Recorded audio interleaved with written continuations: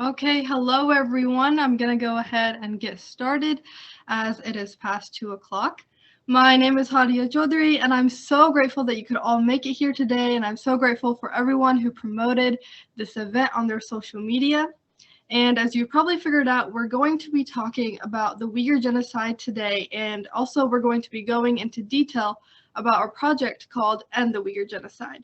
Before we start, we want to give a huge thank you to our featured keynote speaker, Ms. Zubaira Shamsuddin from the Uyghur World Congress, who herself is a Uyghur, for giving us her time today. So to start off, let's address the main question of what is the Uyghur Genocide?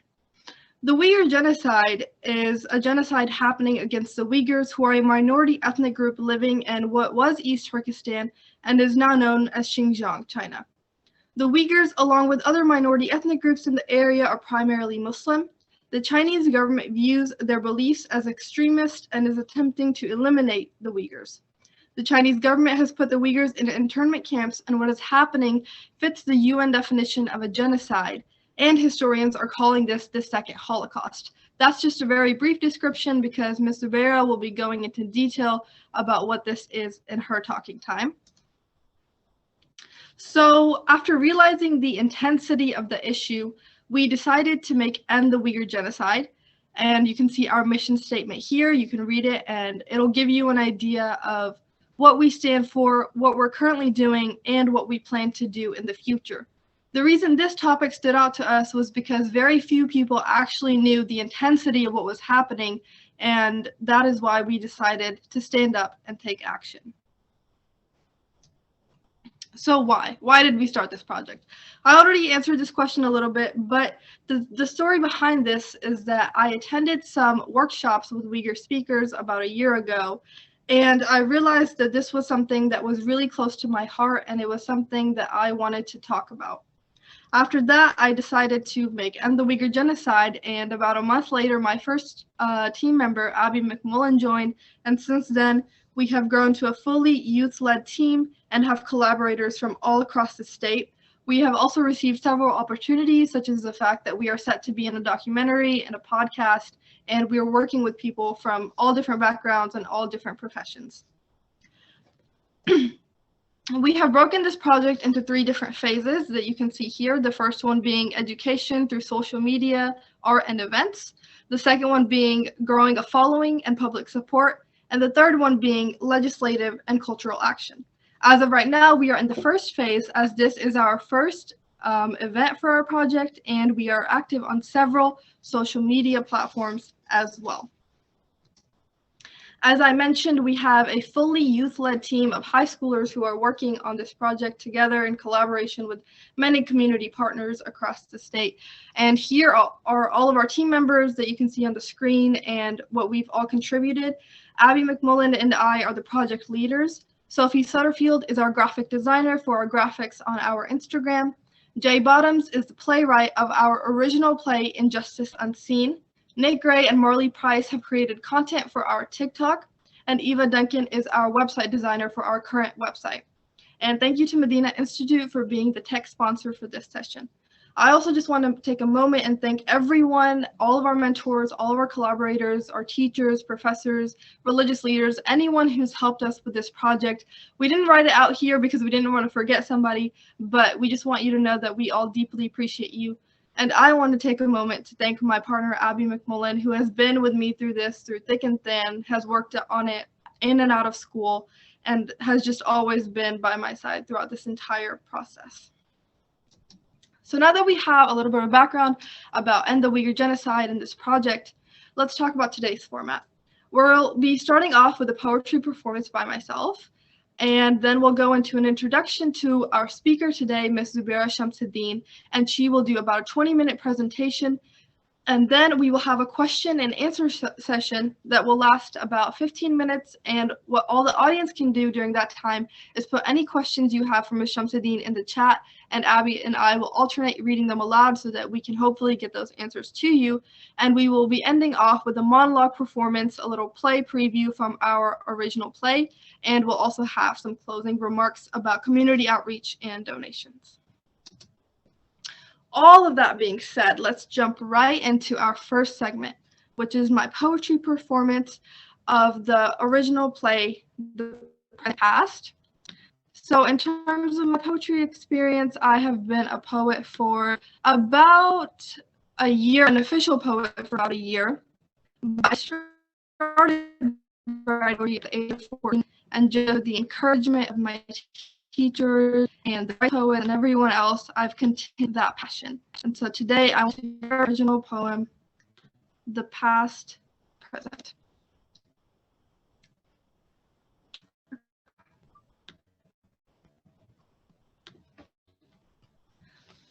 Okay.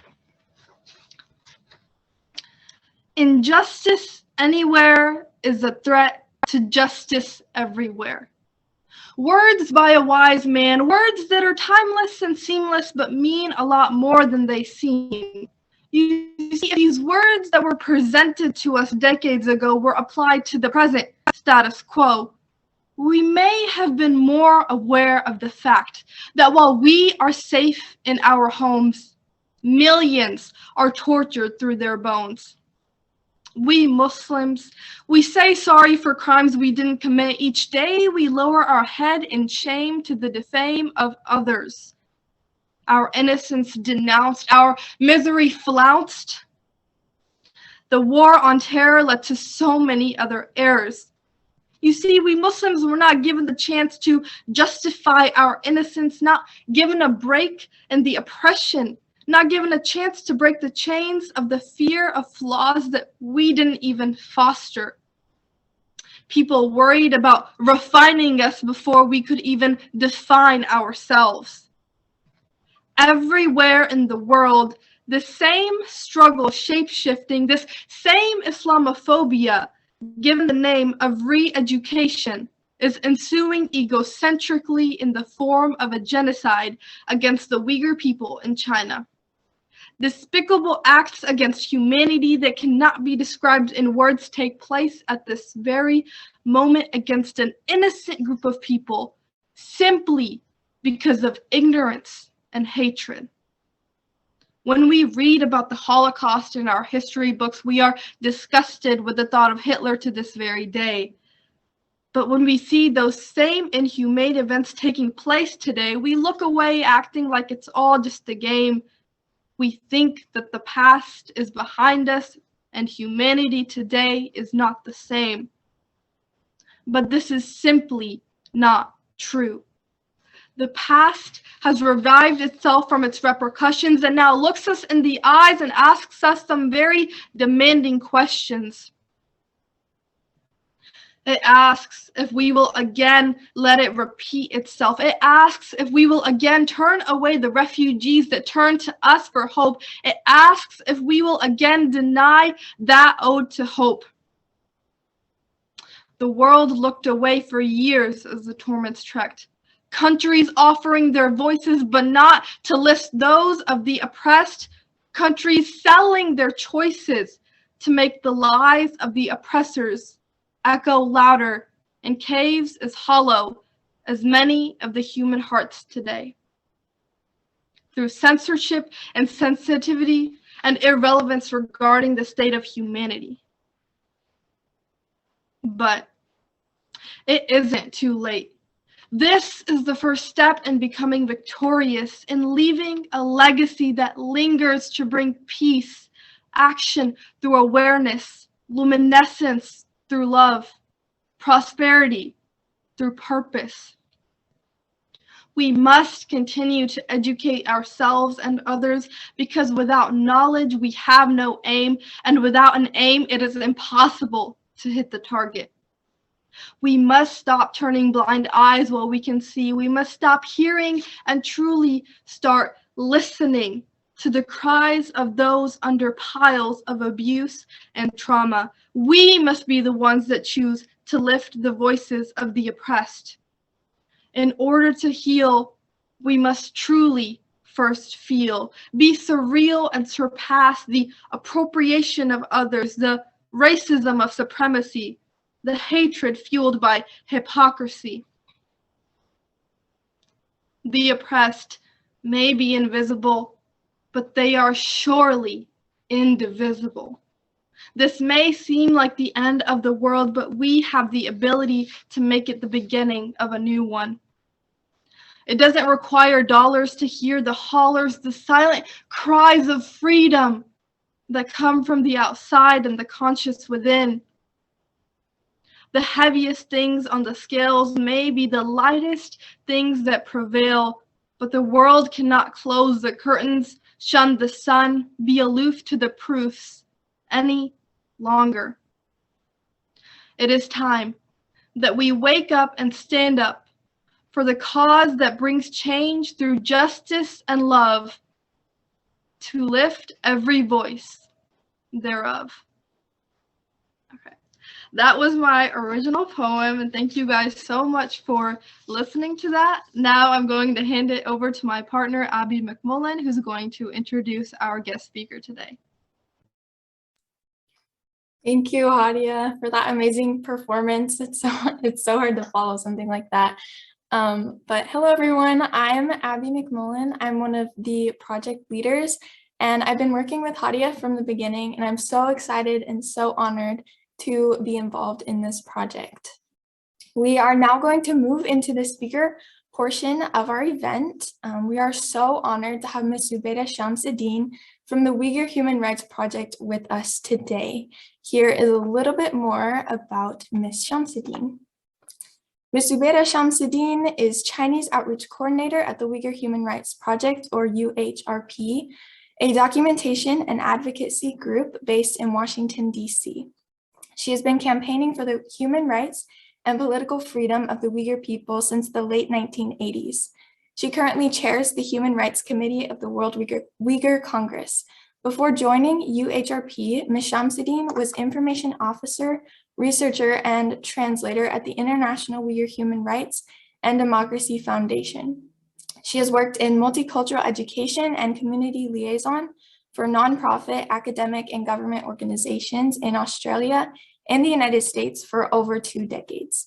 Ms. Shamsuddin was a 2016 to 2018 fellow at the Center for Women, Faith, and Leadership of the Institute for Global Engagements. She has a bachelor's degree in library and information science from East China Normal University in Shanghai, a certification in Chinese from the Industrial University of Xinjiang, a diploma in Russian language and literature from the State University of Eastern Kazakhstan, and a graduate diploma in information studies and a master's degree in international studies, both from the University of South Australia, where she focused on the modern history of Uyghur human rights.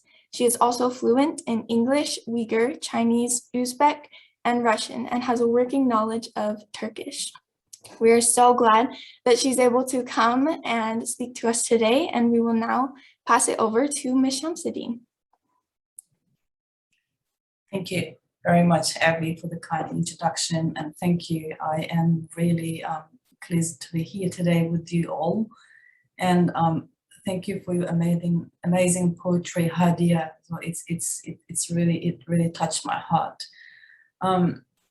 For me, today is another special day as well, not special, kind of tragic memory day, because before I start my own presentation, I just wish to talk a little bit about today. The February 5, 1997, one massacre has happened in my hometown where I was born and raised in East Turkestan. On that day, the young Uyghur people, the age start from 14 to 30 and under 30, most of them, they did peaceful demonstration on the streets of Gulja city, demanding from the authorities the religious freedom, the social justice, and also cultural freedom. That was the only thing. They had nothing on their hand. It was freezing cold weather, and that peaceful demonstration met with brutal shooting by the Chinese armed police. So I just want to show you one picture. This is my brother. After that day, the Chinese armed forces not only just killed demonstrators on that day on the streets of Gulja, they painted the streets with the blood. But after the massacre, and the Chinese authorities start to arrest people, house by house, whole city, it was like a war zone. After February 5, and then this is my brother Abdurazak Shamsuddin, and he was arrested. He arrested on 1998 and sentenced for life. Now he's serving life prison term as a political prisoner in Urumqi, capital city of East Turkestan, #1 prison, which is notorious, horrible prison in East Turkestan, where particularly detains political prisoners. And it's been 25 years. I have not even seen him, and I don't know whether he's alive or still living. I mean, still, or disappeared or died. So that's why every February 5, for me, it's kind of unbearable day. Not only I think of my brother, my another nephew who was shot, and my sister who was arrested, but she was able to live later. Another cousin who was shot, and another brother who was assassinated. He was only 20 years old. Not only I think about those my family members who I lost for China's atrocities, I also think of hundreds, thousands of Gulja families who lost many, many innocent lives, and they are until suffering because of that what has happened in Gulja. And when it came to 2017, the many people also arrested just as simply because they have connections, or once they were arrested before because of their connections in the Meshrab or Gulja movement in 1997. And there is one report reported today by the Radio Free Asia saying that one person, he was arrested because of the Gulja massacre, that connection, and then he served his sentence and he was released. But just last year, he's been arrested again and sentenced another 15 years. I mean, that's the face of massacre, and that's the face of genocide for the Uyghurs. And I'm really sorry I began with my remarks with a very tragic story about my family. But that's the reality for the Uyghurs. Now I would like to move to my I prepared PowerPoint presentation for the general public and for general knowledge. I just wish to go back to my normal presentation so I can talk about what has happened to Uyghurs and why the concentration camps are established, initiated by the Chinese government for Uyghurs or other Turkic Muslim people. And I just wish to kind of start with a bit of background history. Let me share my PowerPoint.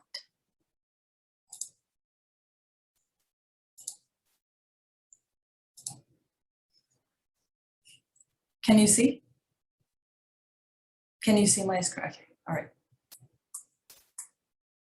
Okay, let me just begin with a little bit background information. Probably you know, because from Hadia's presentation, I can see that you already have done your research about the Uyghurs and who they are. This is the map of the whole China as well as East Turkestan and other occupied territories by the Chinese government. Why I use this map? Because that's what the people in this region prefers to call their homeland. Like, for example, we call our homeland East Turkestan, and the Tibetans call it Tibet, but China calls it Xinjiang. But the East Turkestan, China calls it Xinjiang Uyghur Autonomous Region. The Mongolia, that the Mongol people call it Southern Mongolia, but the China calls it Mongol. And this is just the China part, and that's how we prefer to call it our homelands. And this is the map, particularly shown the Xinjiang Uyghur Autonomous Region, which is China's so-called Xinjiang Uyghur Autonomous Region. In reality, it's not. It has never been autonomous since Chinese government occupied this land from 1949. And in here, I just wish to show the few versions of writing of the region, like Xinjiang Uyghur Zhiqu, this is Chinese, and this Arabic script writing is Uyghur language, and the top is Latin. And Uyghur people, the Chinese government statistics say that there are 11 million, but the Uyghurs and some research groups claim that there are 20 million people. But in history, in the 50s, when China's government occupied East Turkestan in 1949, and the demographic situation was completely different at the time. 87% population was Uyghurs, and the Chinese population was only 2%, and the rest of the population are other Turkic ethnic Muslim groups. But because of the Chinese government's occupation, the demographic was purposefully re-engineered, and the Chinese government encouraged many Han Chinese to migrate to East Turkestan, and they purposefully changed the demographic situation. Right now, I think it's almost 50% population are Han Chinese. And this is how Uyghur people look, and the Uyghur people, 98% are Muslim. And in terms of it talking about the Uyghur faith and Uyghur belief, in history, Uyghurs believed in many religions. Like, for example, the Uyghurs practiced Buddhism, Christianity, and also shamanism. But the Uyghurs converted to Islam in 8th century. After converting to Islam, and the Uyghurs even changed the writing system as well. I'm going to come in a minute. And the Uyghur culture is more close to Middle East and Central Eurasia than China. The Uyghur culture is completely from Chinese culture. And as you know, it's kind of a mixture of Middle East, Islamic, and Central Eurasian kind of mixed culture, but it's completely different from Chinese. And I also just wish to show the language as well, as I told you before, and Uyghurs use Arabic alphabet, but it's not exactly Arabic writing. We don't have that, the marks, zirzevar, that's how it calls in Arabic, but the Uyghurs, they have created their own alphabet based on the Arabic scripts. And before converting to Islam, the Uyghurs used different script.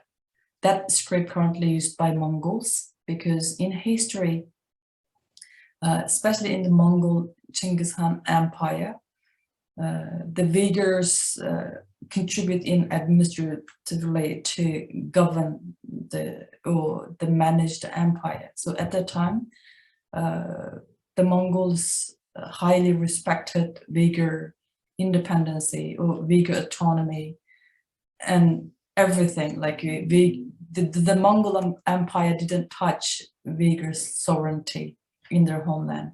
So even the Mongol Empire used the Uyghur language as an official Mongol Empire's language. So that's why the current Mongol script is original Uyghur script.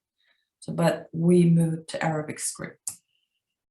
And this is Uyghur food. Again, it's not like a Chinese food. And now we came to religion. As I just briefly told you before, the Uyghurs believe in Islam. But unfortunately, just simply because of Uyghurs are Uyghur, ethnically different from Chinese, has different language, different culture, practice Islam. And now Uyghurs became the China's state enemy and in their own homeland. And if we come to current situation, as Hadia briefly told us before, right now Uyghurs are facing an extinction, genocide. And simply because of we are Uyghur and we belong to that homeland, is Turkestan. And currently the statistics, the researchers say that 1 to 3 million people detained in China's 21st century concentration camps. And the condition of the concentration, I confidently call it concentration camps because I personally did many translations for the camp survivors. Like, for example, we have 4 camp survivors right now resides in the United States. The many international researchers did interviews with them, and I directly personally did lots of translations for them as well. When you hear the story, the description, yes, it does resembles exactly how was the concentration camps before for the Jewish people during the Holocaust.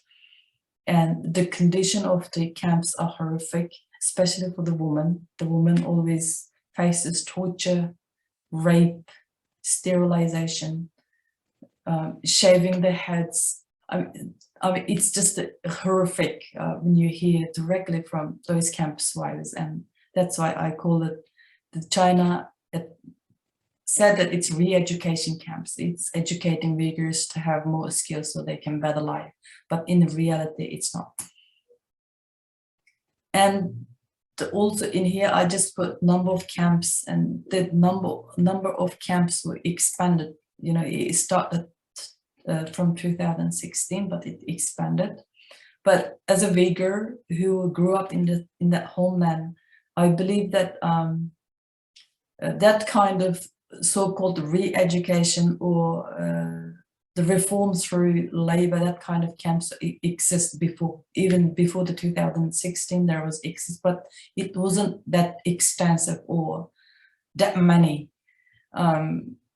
That kind of camps, what they did was, you know, when they especially they arrest Uyghurs and whoever sentenced as a political prisoners, which means just simply those Uyghurs are either religious people or scholars or academics, or there's someone that the political opinion is different from the Chinese government, or they didn't want to listen the Chinese propaganda or CCP's orders.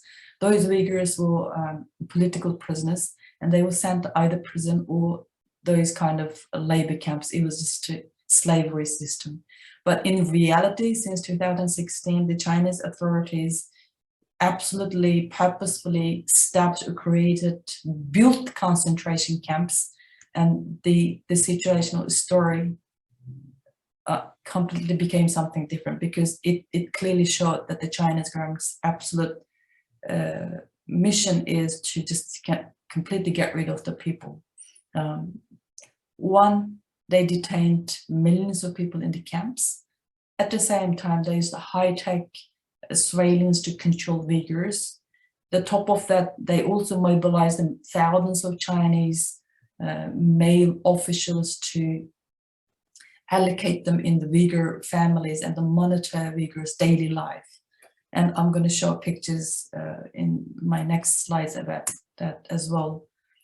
This is the satellite imagery of the camps again. Yeah, I'm going to come back to that one as well, but I switched it just to point out, because the Chinese, since the concentration camps and the arbitrary detention and the people's disappearance began, and UHRP and also other organizations start to observe and research about the situation. And this research was done by the UHRP, and this was just the tip of the iceberg, and that number it's already far beyond this one, and it's much higher right now. And we discovered that many intellectuals disappeared, and even in throughout the detention, the first round of people who were detained was religious people, religious figures. The second one was the business people and the intellectuals, but but the rest of the people are just simply very ordinary. I'm going to talk in a minute in my next slides, but I just particularly put up here about the intellectuals because the Chinese government at the beginning said that what they have done is it's camps for education. That's why they call it the re-education camps. If it's re-education camps, why would they detain university instructors, journalists, editors, and the publishers, poets, writers, and scholars, actors, directors, hosts, singers, and even high school, middle school teachers, medical researchers, and the doctors, computer engineers? I mean, those people they don't need education, and even this, the president of the Xinjiang University also disappeared into camps. That president was educated in overseas. He not only has the doctoral, the high level of knowledge, and he definitely was fluent in Chinese and fluent in other languages as well. I mean, that clearly tells that those so-called re-education camps are not re-educating people. In fact, it's try to extinct people. This is the pictures. I just wish to show it because what we've been talking about and what I'm telling you is it's not something that just a story or made up something. Like, for example, among those intellectuals, there are some of them that even I personally know. There's one person in particular, and in here, that's him. I studied together with him in Kazakhstan. We were in the same class. After we completed the study and we came back to East Turkestan, but I wasn't able to live there anymore. That's why I left. But he stayed because he was such a keen person to do linguistics. He wanted to compile a dictionary. They compiled a dictionary so many Uyghurs can understand other languages, specifically Chinese and the Russian, because that was his aim. And he was such a scholar and so much into it. And just simply because he wanted to use his knowledge and be useful to his own people, and he got arrested and disappeared into concentration camp as well. And his sister, right now, I think she works for Justice for All. She's campaigning for her brother's release, but until today, she doesn't know whether he's alive or sentenced to death or something. But again, he was intellectual too and sent to concentration camps. And as I told you before, the arbitrary detained people are not only just what I mentioned before. And when they detain people, this was the kind of excuse, because one of the purpose of the so-called re-education camp is get rid of extremism. And let's say, I just put a few examples in here, which is China claims or says that this is extremism. This is what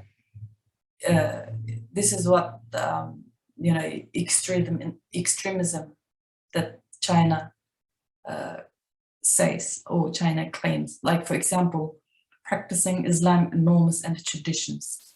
That means, like, if one person wear headscarf, hijab, like hadiya, if you go like that, if you just wear hijab exactly how you wear right now, and you are extremist, you're gonna be arrested and you're gonna be sent to concentration camps. The first thing they would do, take off your hijab arbitrarily and force you to dress, wear prison dress, and then after they're gonna shave your head and put you in the prison, overcrowded condition of a camp room, and they start to brainwash you or teach you.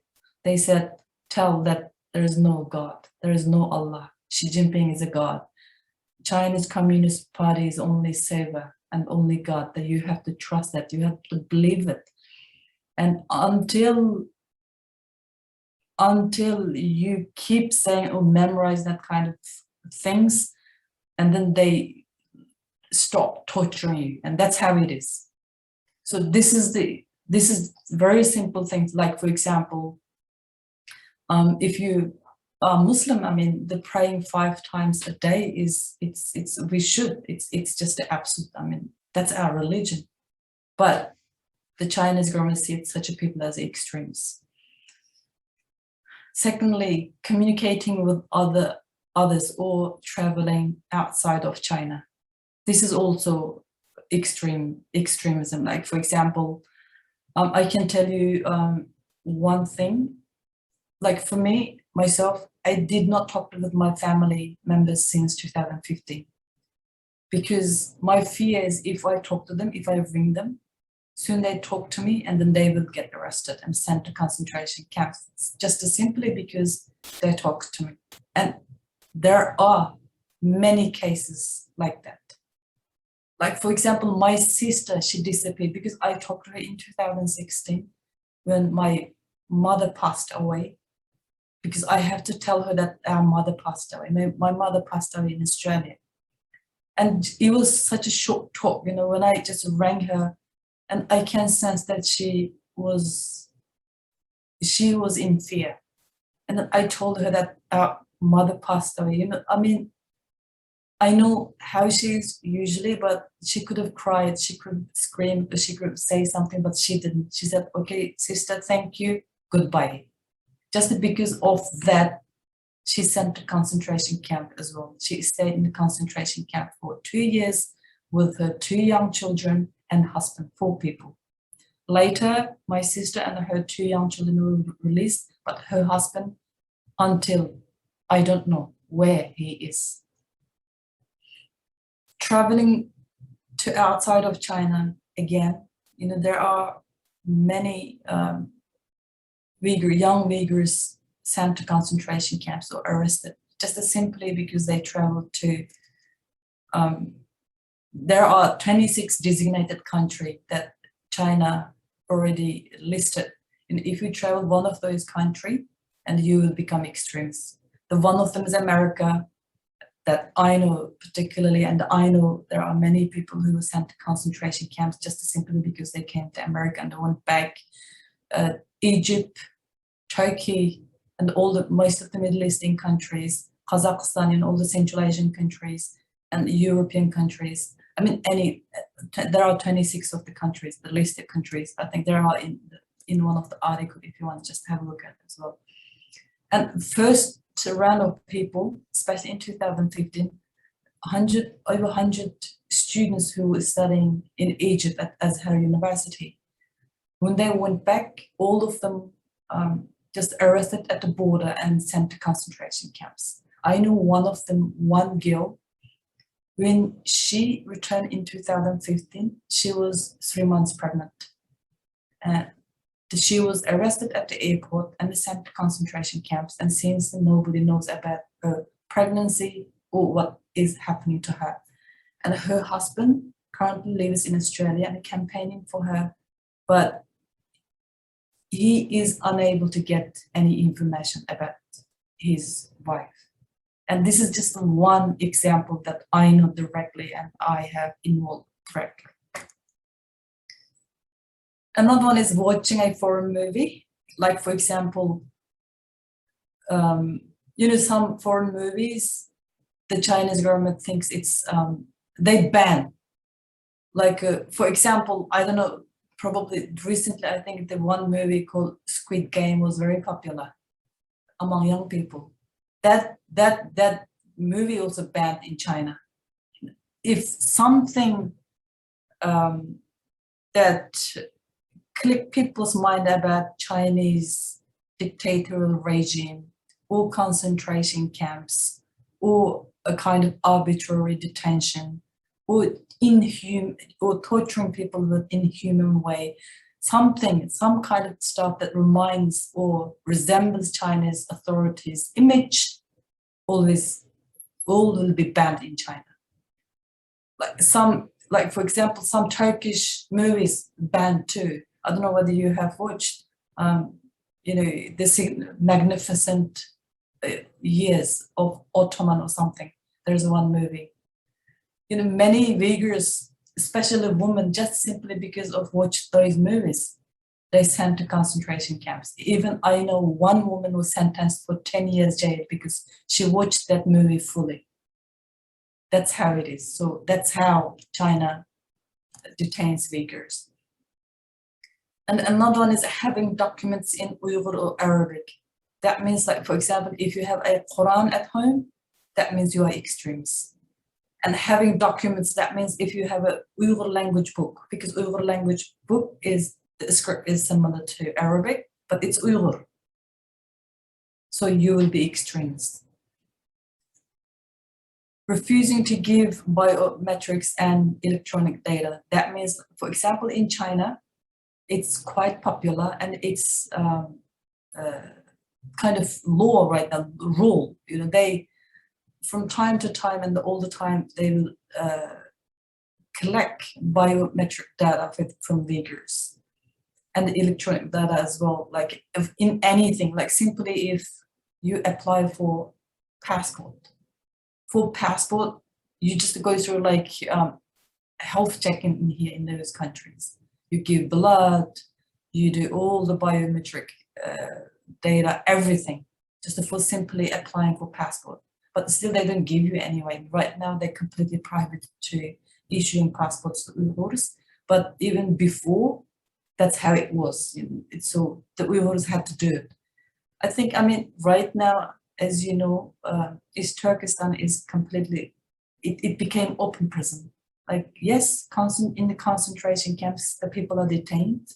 They are absolutely fully in control by the Chinese armed police, but outside of the camps is not free as well because of that full technological control, that the 24/7 on the watch. That's how it is because they collected everything from Uyghurs. And another one is refusing to allow government officials to sleep in your bed with you, eat your food, or live in your house. And this is really, really ridiculous, and it's absolute attack on one's privacy and the private life. What they do, I'm going to show you the pictures in a minute in my next slides. The Chinese government is not only monitoring Uyghurs through the technology or other way, or through the concentration camps or prison, but another way they monitor Uyghurs is they mobilized thousands of Han Chinese government officials to live with Uyghur families. And they just forced Uyghur families to accept, and they have to sleep together with the Uyghur families, eat together, and do whatever they want. It's according to one camp survivor, Kalbinur. Currently she lives in Netherlands, and she personally had experienced that kind of situation. The Chinese official who lives in her family, and especially women, they shouldn't refuse anything. Like sometimes those officers indecently touch women, and it does all sort of attack on the privacy of the woman and the family members. But if they say no or argue or does something, and those family members would be sent to concentration camps. And it's absolute just to open, the government mobilized or government supported invasion of the family life as well as privacy for Uyghurs. That's how implemented in the Uyghur society.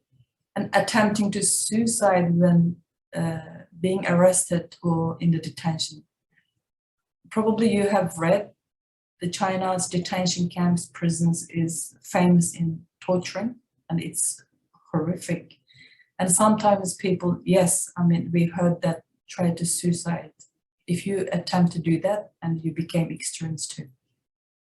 And this is just a very few examples that I want to show how and with what excuse Chinese government is arresting people by millions and detaining them and torturing them.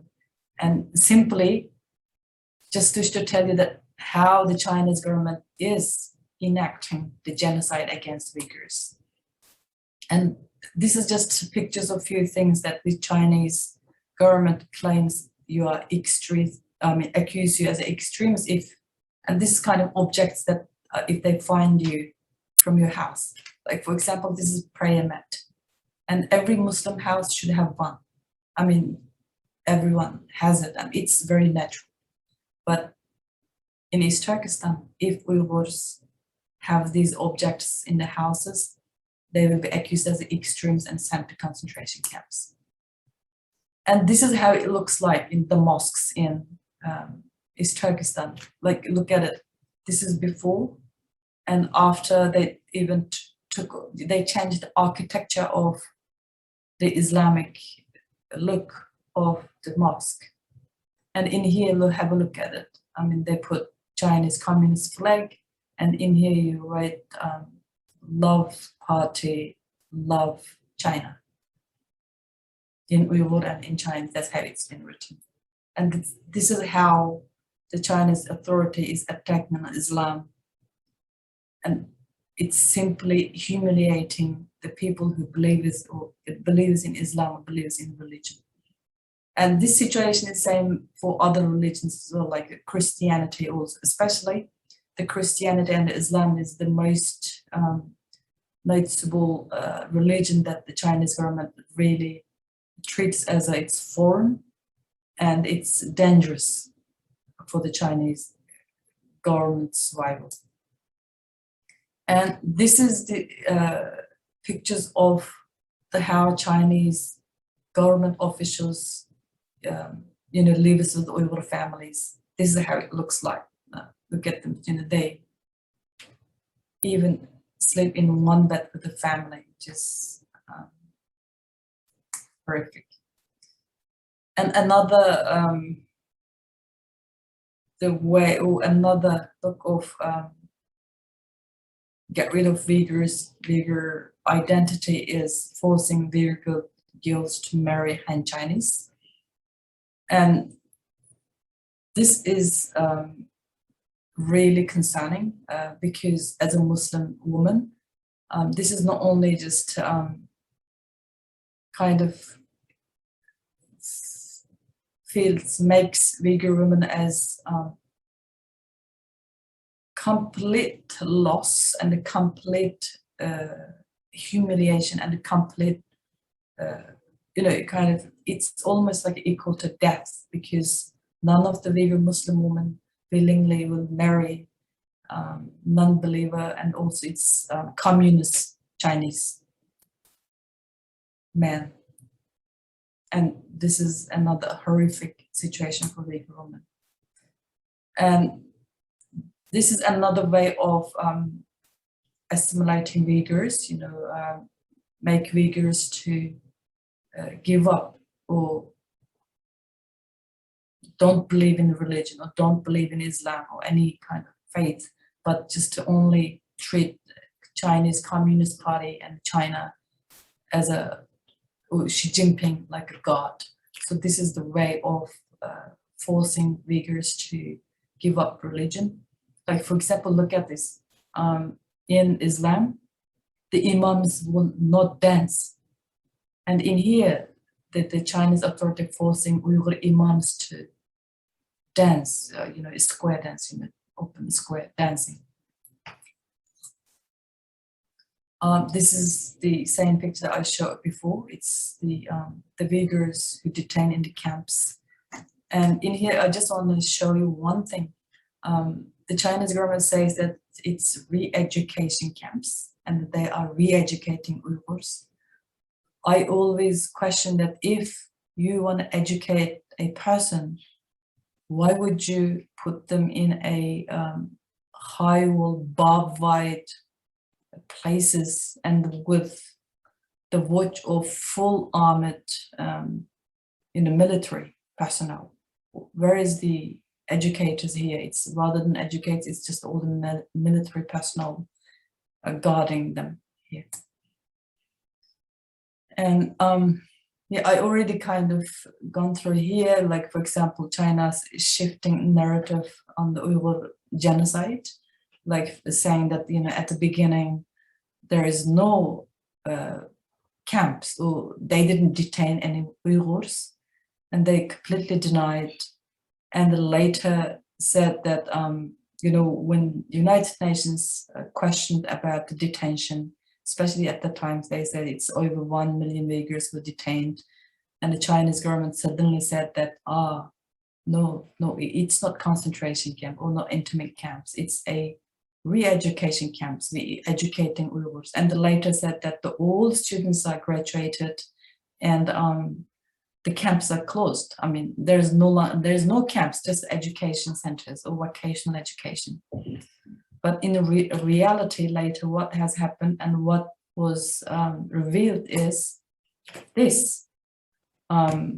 The China start to use detainees as a slave labor, and they transferred many detainees from the East Turkestan, from the concentration camps to mainland China, to the factories to work as a slave labor. So this is the situation. This has been revealed. And when Chinese government questioned about the slavery and the forced labor, and again, Chinese government denied, but later researchers showed and observers showed that it's not true. What Chinese government is saying is completely opposite. And yeah, I am just back to these pictures again. As I told you before, what we have been talking about here, it's not some kind of horror story. It is to do with the human faces. And what has happened in East Turkestan is not only just to state that it happened to us as well as our family members. Every Uyghur family, every Uyghur in diaspora also suffering from China's genocide against Uyghurs in East Turkestan, because most of us either lost our loved ones or we don't know where they are right now. There are thousands, millions of disappeared people. Like in here, everybody holding pictures of the loved ones either disappeared or killed, or they don't know where they are.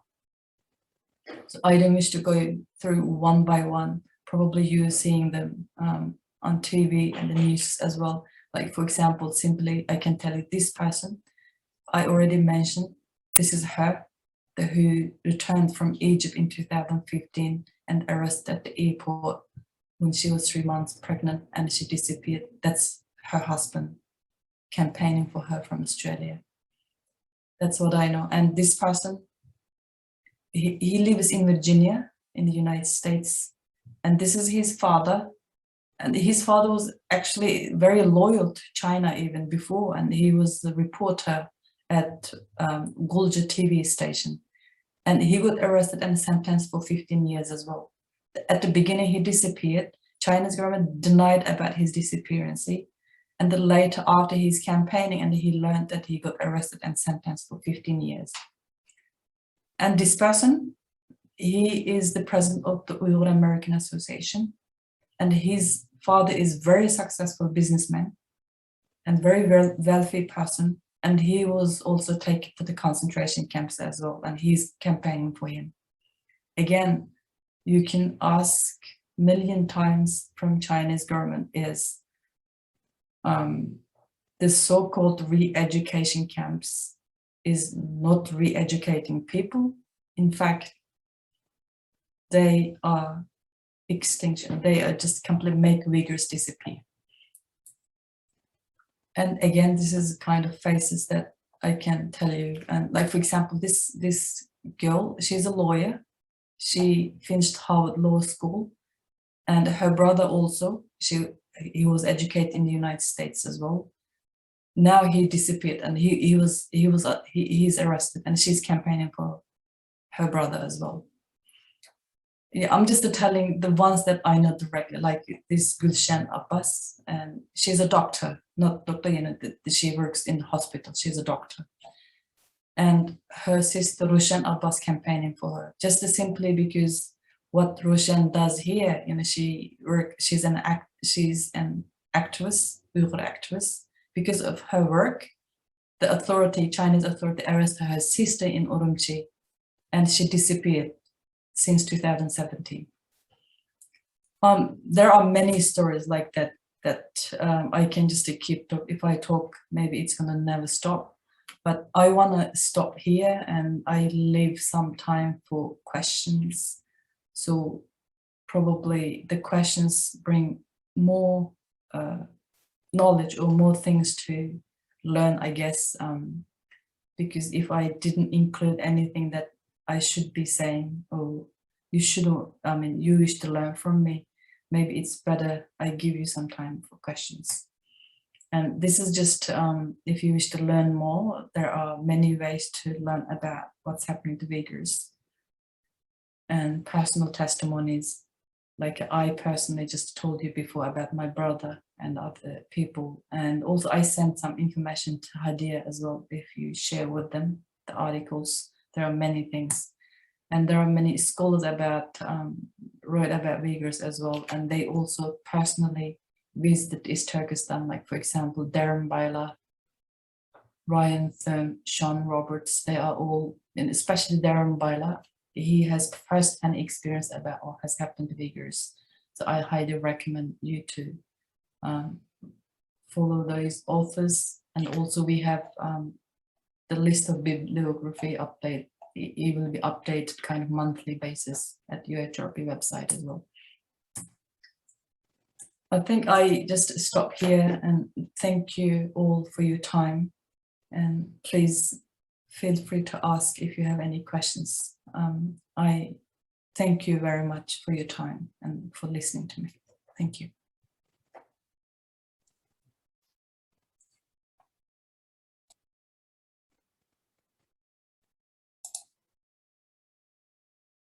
Thank you so much, Ms. Shamsuddin, for all of that information, and thank you for being so willing to share such personal experiences. Thank you so much for that. Now we're gonna do our Q&A. So if anyone has questions, if you could please type them into the chat, and then we will read them off so that Ms. Shamsuddin can answer.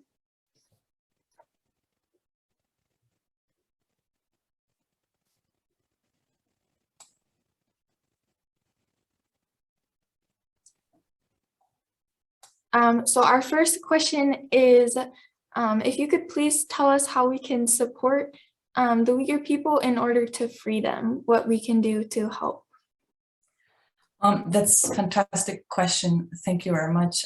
There are many ways that you can support Uyghurs.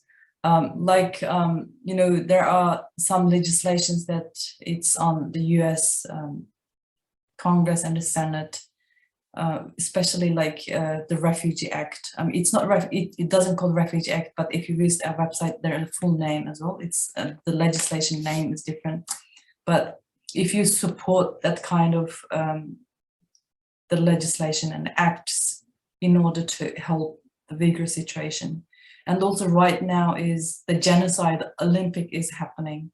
And you can just do campaign and you can just distribute information about Uyghurs, what's happening to Uyghurs, but still, you know, the IOC allowing such a, you know, game to, you know, happening in the country where the authority committing genocide against a people.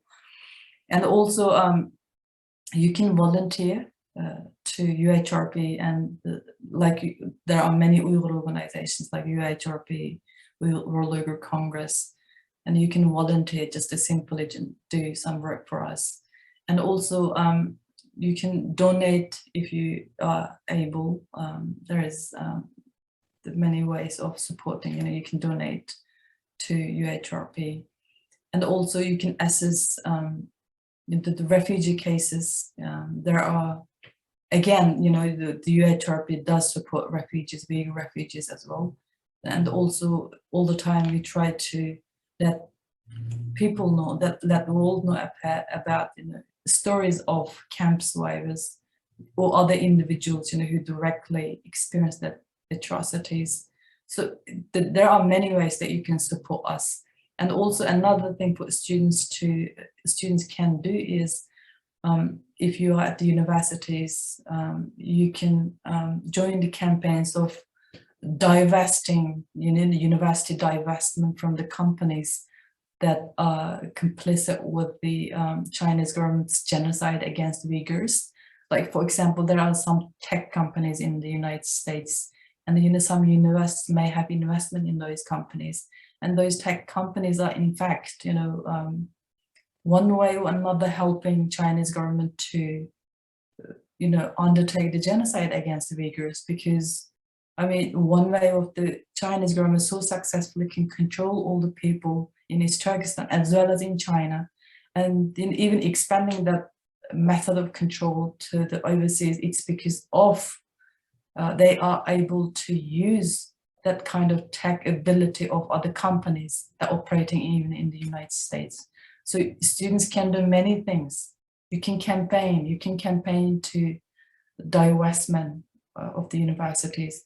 I mean, it's just a one by one, but it's ongoing, and that's kind of, it's ongoing. So it's going to be ongoing support for the Uyghurs to at the end to stop the genocide. Thank you so much. Okay, so, oh, sorry, we have one more question.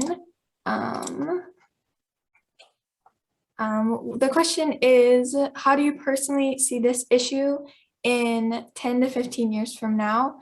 Do you think there will be much change brought from this generation, or is it too deep and systematic to be optimistic? I mean, to me, as long as the world understands what's happening to Uyghurs, as long as there's a human conscience, as long as the humans doesn't trade the human rights with the money or humanity with the money, I think there will be change, because I still believe in humanity. And even right now, like, for example, I first of all, I thank God, because the God's willing, and thankfully, yes, we are suffering. The Uyghurs are facing genocide, but at the same time, we have so many supporters, and like yourself, and everywhere in the world, every corner in the world, like in my daily life, why I can live. Yes, we have suffered so much. I personally suffered so much. My family lost so much, but I never gave up, and I will never give up, because I'm always hopeful, because the many people like yourself, the supporters, always gives me strength and hope, saying that, look, they never, the one story I can tell you,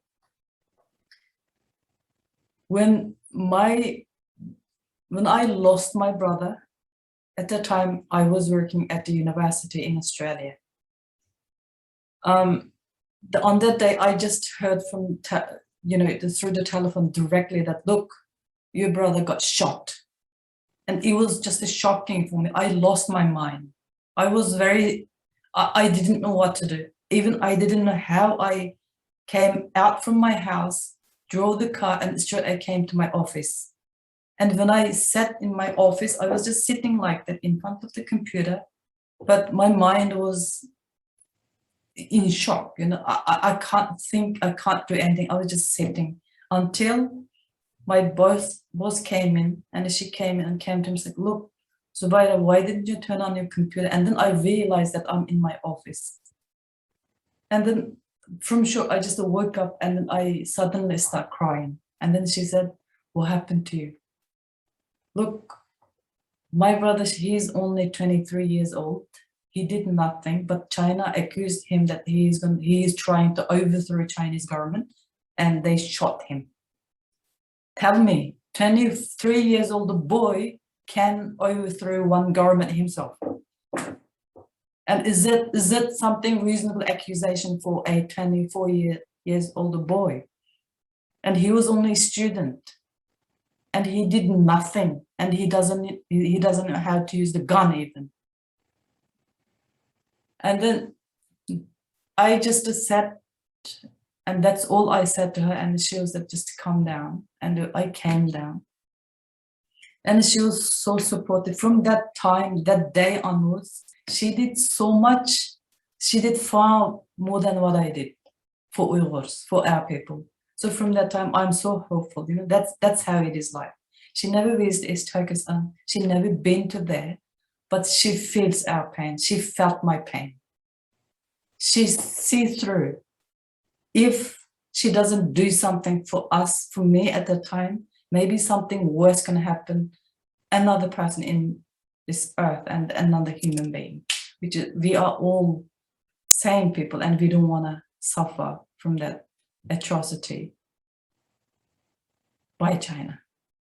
So what I'm telling you is, you know, when I feel like that, even something happens, just I think it's I don't know whether it's because of the God's miracle.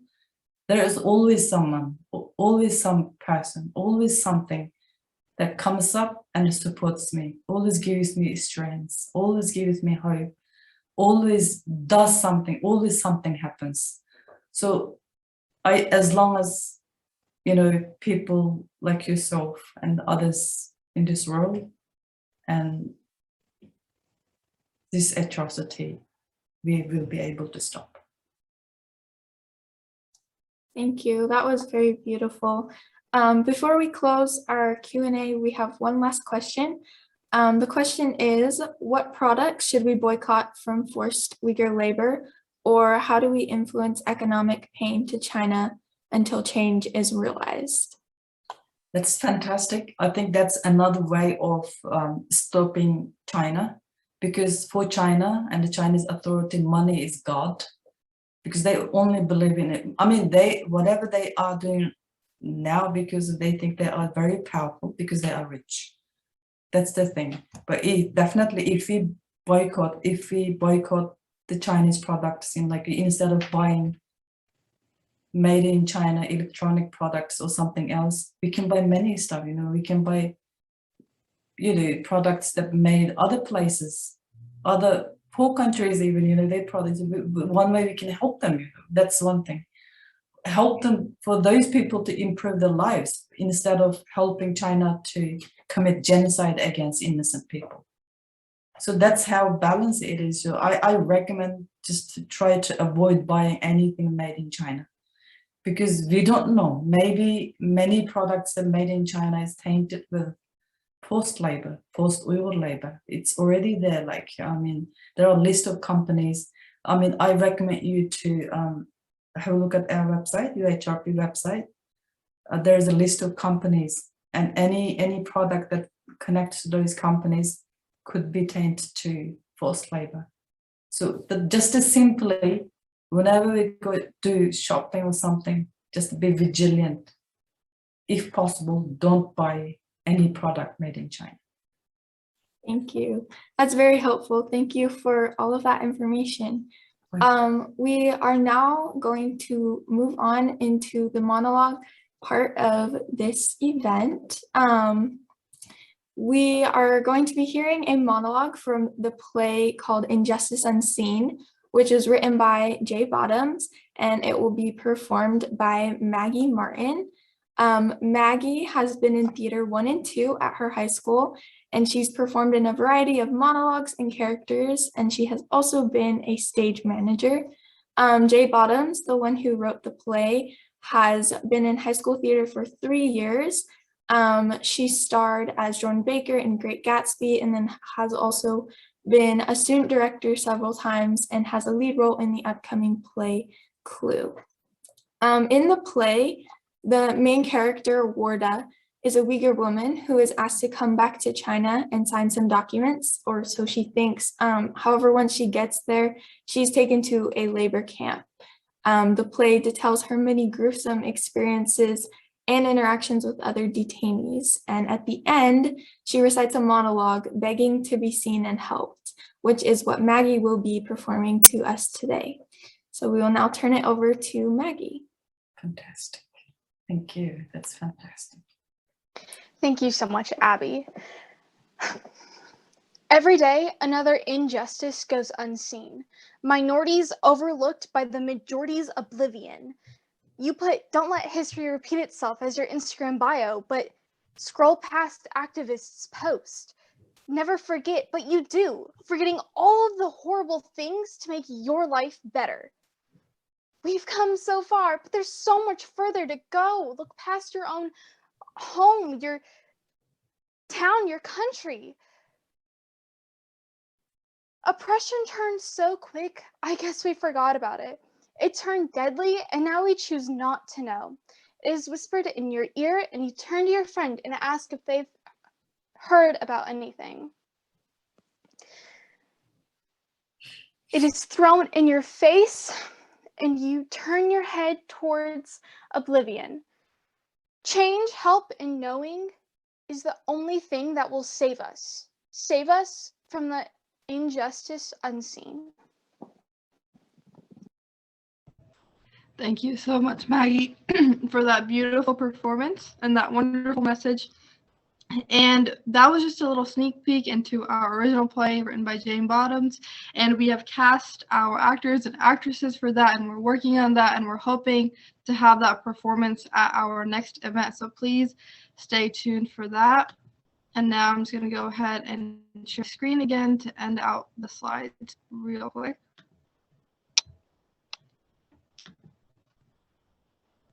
Okay.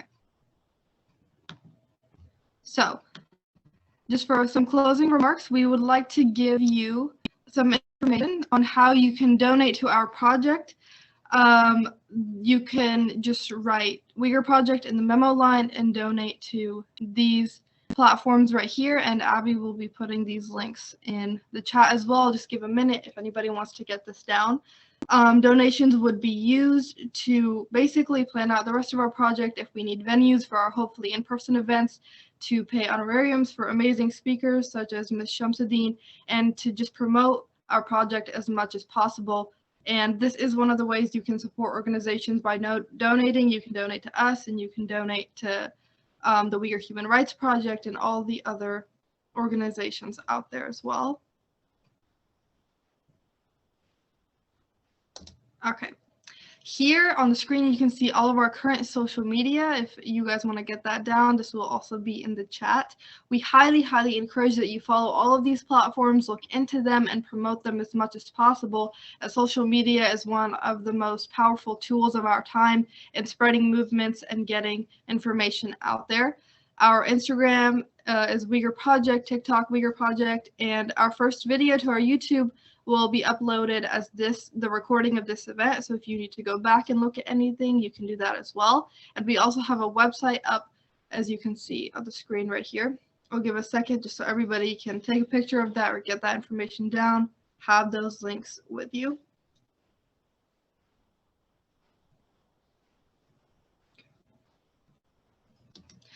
And finally, our community outreach. If you would like to have an event just like this one for your school or religious organization or community, you can contact us directly at our email, uyghur.project@gmail.com.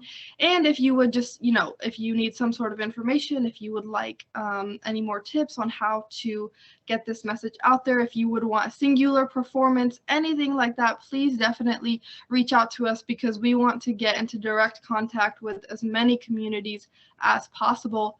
And so as soon as you email us, we'll try to get back to you whenever we can. And of course, if you know us personally, you can also message us personally. But that is our email, uyghur.project@gmail.com.